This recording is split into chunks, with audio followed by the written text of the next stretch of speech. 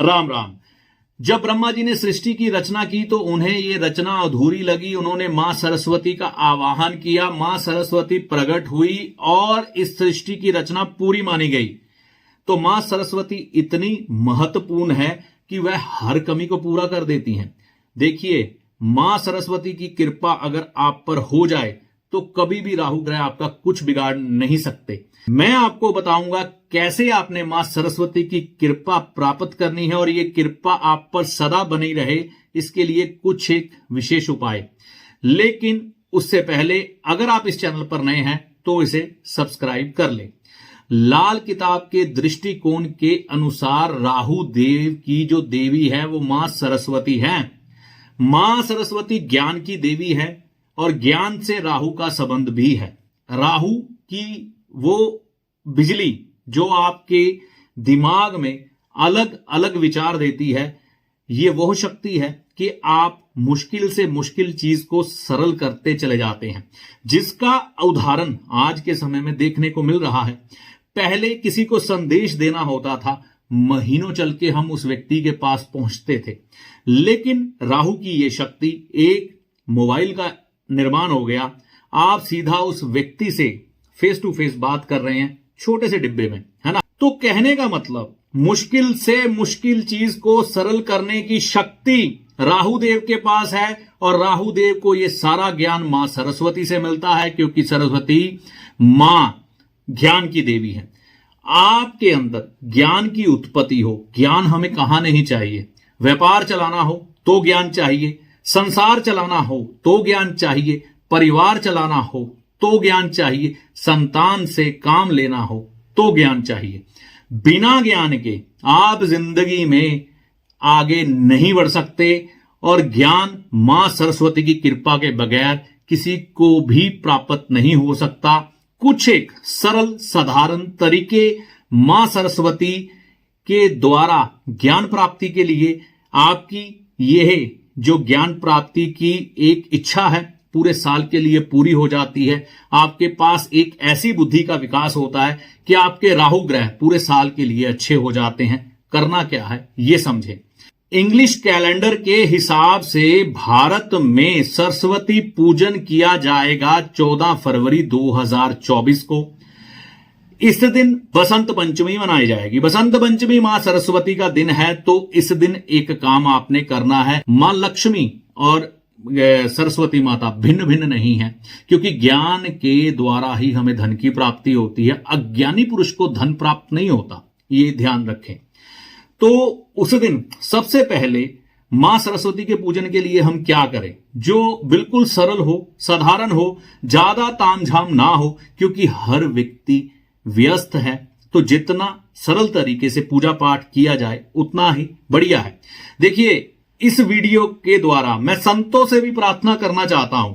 कलयुग है, आज माला इलेक्ट्रॉनिक आ गई है, नंबरिंग वाली, हर चीज सरल हो गई है ना। तो ये मां सरस्वती ज्ञान की देवी की ही कृपा है, राहु महाराज की ही कृपा है। क्यों ना हमारे संत समाज को भी आज जरूरत है कि वो पूजा पाठ की विधियों को सरल कर पाएं, आसान कर पाएं, जिससे कि हर मनुष्य पूजा पाठ की तरफ आकर्षित हो और वह देव कृपा प्राप्त कर सके। कई विधियां कठिन हैं, लोग कर नहीं पाते। तो आधुनिकता के इस युग में जब हर चीज सरल हो रही है और हम बड़ी खुशी से उसे अपना रहे हैं, साइंस के इस युग में, तो पूजा पाठ भी तो सरल होना चाहिए ना। तो उसी सरल विधि को मैं बताने जा रहा हूं, लेकिन संतों से ये आवाहन मैं जरूर करूंगा।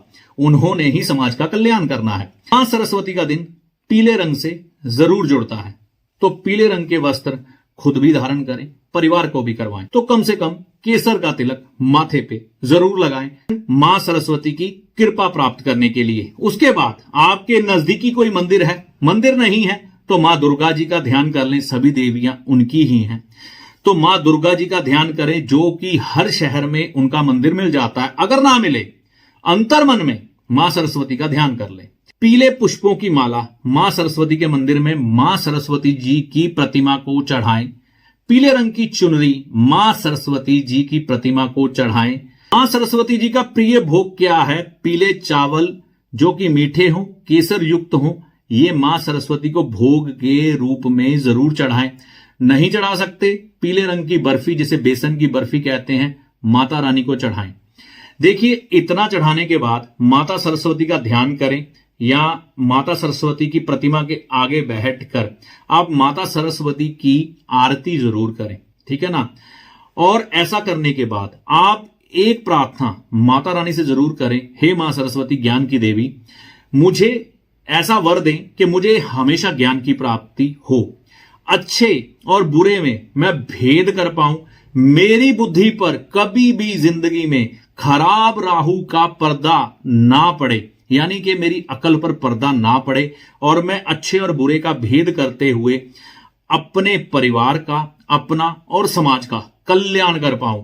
ऐसी कृपा मुझ पे बरसाएं और नए नए विचार मेरे जीवन में मेरे को मिलते रहें, जिसके द्वारा मैं समाज का, परिवार का और अपना कल्याण कर पाऊं। बस इतना कहने मात्र से, क्योंकि आपने समाज का भला मांगा, परिवार का भला मांगा, अंत में अपना भला मांगा, तो मां सरस्वती आशीर्वाद देती हैं।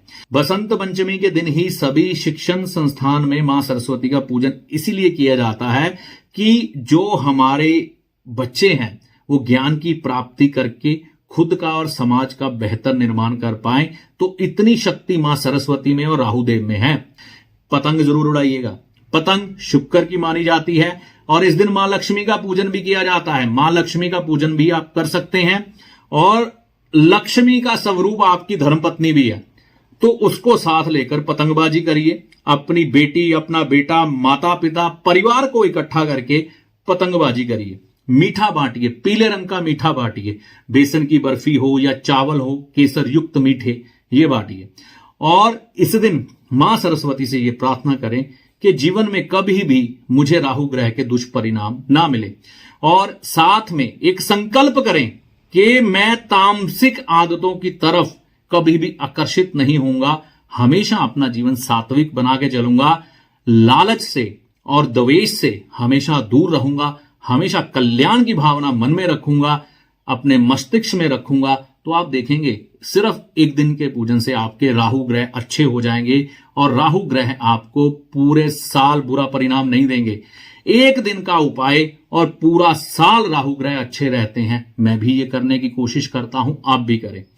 इस दिन हमारे सफाई सेवक भाई बहनों की मदद करनी चाहिए, उनकी हेल्प करनी चाहिए, उनको कुछ धनराशि भेंट स्वरूप देनी चाहिए और कोई ना कोई खाने पीने की वस्तु अगर आप उनको भेंट करते हैं, पीला प्रसाद मां सरस्वती का उनको खिलाते हैं, तो ये और भी बढ़िया हो जाता है, जिससे राहुदेव भी प्रसन्न होते हैं और मां सरस्वती भी प्रसन्न होती है और समाज को एकजुट होने में और भी सहयोग मिलता है। तो ये सब चीजों का ध्यान रख के आप अपने इस सरस्वती पूजन के द्वारा अपने राहु ग्रह को अच्छा कर सकते हैं। आखिर में एक बात कहूंगा, राहु देव रहनुमाए गरीबा हैं। जो गरीब लोग हैं, मुसाफिर लोग हैं, यानी कि जो किसी गंतव्य को निकले हैं, सुबह के समय काम पर जा रहे हैं, चाहे वो मजदूर हैं, गरीब व्यक्ति है, रिक्शा चालक है, उसकी मदद करने से बहुत हर्षित होते हैं, बहुत खुश होते हैं। तो बसंत पंचमी के दिन अगर आपको संभव लगे तो किसी गरीब व्यक्ति की मदद करें। तो एक दिन में ही ये छोटे छोटे उपाय करके आप पूरे साल राहु को अच्छा रख सकते हैं और एक अच्छी सोच की प्राप्ति के द्वारा अपना जीवन सुखमय बना सकते हैं। सरस्वती पूजन की आप सभी को बसंत पंचमी की बहुत सारी शुभकामनाएं।